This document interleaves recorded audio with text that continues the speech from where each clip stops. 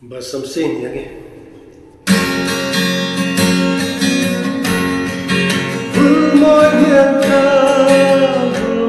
hen tra, lai tua moin. Bas samsin yagi. Katan suani moin huane, gumtul kayan katang berse.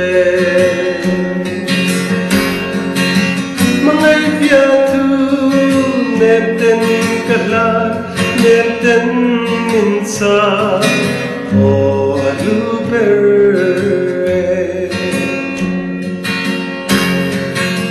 itsule zwa shalo serun lenhi diretwayang no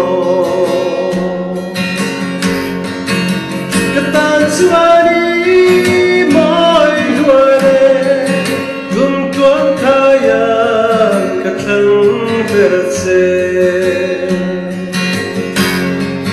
Tông sang đi re, re dâu lâu suy lung lên đi, bang man mơ lâu.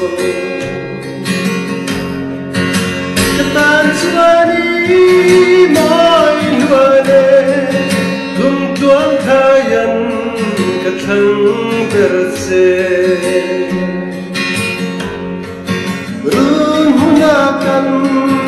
Lên hun suan si lung lên hi abang to nghe yang